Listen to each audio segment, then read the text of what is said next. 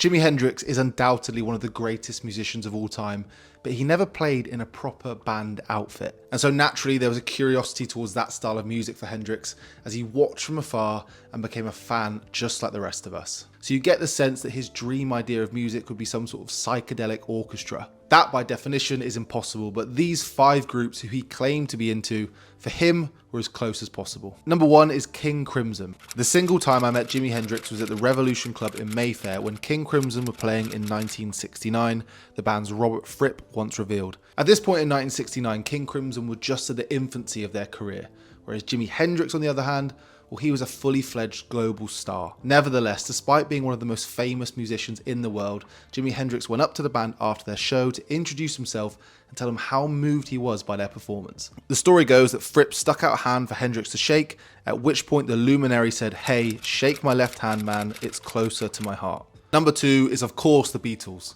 Throughout his life, Hendrix expressed a profound love for the band's seminal experimental album, Sgt. Pepper's Lonely Hearts Club Band, and when he was in London, he played it countless times on stage. The star was so enamoured by that Beatles classic that just 3 days after its release, when he played a show at the Savile Theatre in London, he opened with the performance of that masterful title track. Hey, it was 20 years ago today. Sgt. Pepper's on the band to play.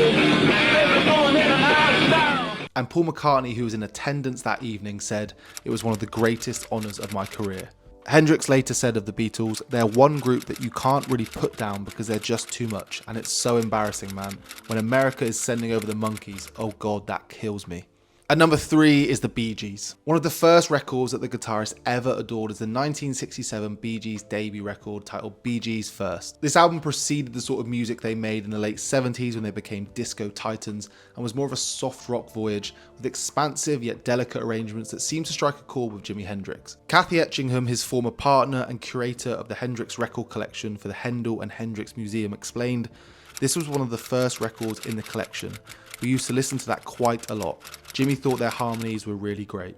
As the famous story goes, a young Jimi Hendrix once joined Cream on stage, who in the late 1960s were one of the most esteemed bands in the UK. He pretty much wiped the floor with them and then sent Eric Clapton off into a tantrum. However though, the American then soon offered up an olive branch of sorts. In 1969, the Jimi Hendrix Experience were then set to perform on a BBC new music show called Happening for Lulu. And so earlier that day, when the news of Cream's split had just broken, Hendrix decided to pay tribute to the band by ripping into a rendition of Sunshine of Your Love.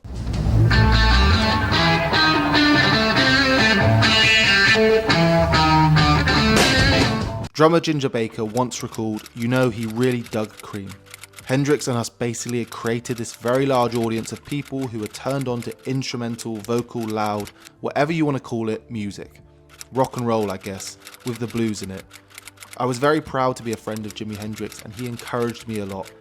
I think he is not with us because nobody cared about him enough, and I think nobody cared enough about us then either." And at number 1 is The Band. Music from the Big Pink firmly sat as one of his favourite albums of all time, and their cohesive nature as a band inspired the sort of soulful sounds he wanted to get from the Jimi Hendrix Experience. Hendrix once said, "We want to go into the soul of the audience and see if it can awaken some little thing in their minds, because there are so many sleeping people." They were radicals in a cultural, artistic and political sense, emboldened by a sound that mixed the blues of Muddy Waters, timeless folk, twists of rock and roll, but above all, something new. As Hendrix himself said, "I just hate to be in one corner. I hate to be labelled. I just want to be myself." And over half a century later, nobody can aptly title what the sound of the band was.